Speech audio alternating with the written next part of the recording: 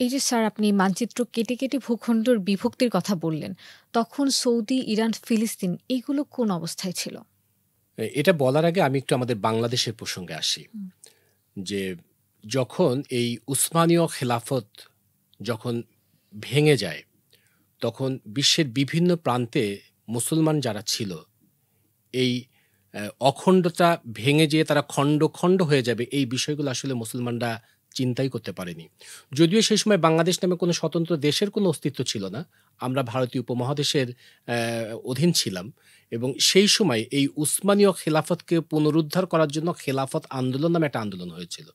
এবং সেখানে মহাত্মা গান্ধী থেকে শুরু করে মোহাম্মদ আলী জিন্নাহ তারা সবাই কিন্তু একত্রিত হয়েছিল এই খিলাফতটাকে পুনঃপ্রতিষ্ঠিত করার জন্য।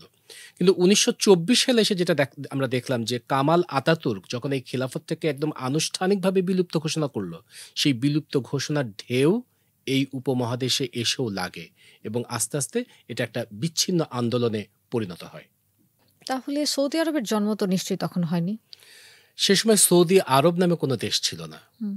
এটা ছিল আরবীয় একটা উপদ্বীপ, যাকে আমরা ইংরেজিতে অ্যারাবিয়ান পেনিনসুলা নামে আমরা অভিহিত করি। তো ১৯১৬ সালে যখন সাইপ্রিকো এগ্রিমেন্ট হলো, আমাদের মনে রাখতে হবে যে এই এগ্রিমেন্টটা কিন্তু খুবই গুরুত্বপূর্ণ। এই এগ্রিমেন্টের কারণেই এই আরব ভূখণ্ডটা কিন্তু ছিন্ন-বিচ্ছিন্ন হয়ে যায়। তো সেই সময় আরব দেশটাকে মূলত এই আরবটাকে আমরা দেখছি সেটা ২ টা আ ক্ষেত্রে বিভক্ত ছিল। একটাকে বলা হতো হেজাজ, যেটা আমাদের ধর্মীয় তীর্থস্থান, আমাদের রাসূল সাল্লাল্লাহু আলাইহি ওয়াসাল্লামের জন্ম, শৈশব, কৈশোর, তার বেড়ে ওঠা এবং এটা আমাদের মুসলমানদের আধ্যাত্মিক চেতনার একটা জায়গা, যেটাকে আমরা হেজাজ বলছি। আর নজদ ছিল সেই সময় একটা রুক্ষ মরুভূমি এবং সেই সময় এই হেজাজকে শাসন করত হোসেন বিন আলী নামে একজন প্রশাসক।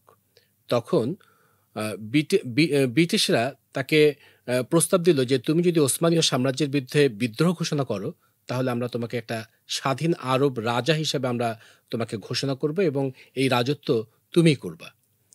এবং তাদের এই প্রলোভনে হুসাইন উসমানীয়দের বিরুদ্ধে বিদ্রোহ ঘোষণা করে এবং আ তারা আরব জাতীয়তাবাদটাকে তখন উস্কে দেয় এবং সে তখন স্বতন্ত্র একটা আরব ভূমি গড়ে তোলার জন্য উসমানীয়দের বিরুদ্ধতা অবলম্বন করে। একটা পর্যায়ে যখন সাইক্স-পিকো যে গোপন এগ্রিমেন্ট, সেই এগ্রিমেন্ট তার এই স্বপ্নকে ধূলিসাৎ করে। ঠিক আরেক অঞ্চলে নজদ, অর্থাৎ যে রুক্ষ অঞ্চল, সেই জায়গায় আব্দুল আজিজ বিন সৌদ নামে একজন ব্যক্তি, যিনি ১৯০২ সালে এখানে আ ওহাবি মতবাদ ১ম এ প্রতিষ্ঠা করতে শুরু করেন এবং আস্তে, আস্তে এই ওহাবি মতবাদটা একটা রাজনৈতিক শক্তি হিসাবে তাদের উত্থান হয় এবং ১৯৩২ সালে তিনি কিংডম অফ সৌদি আরাবিয়া নামে, অর্থাৎ আরব প্রজাতন্ত্র নামে আজকে আমরা যাদেরকে দেখতে পাচ্ছি, সেই বংশের উনি উদ্ভব ঘটান।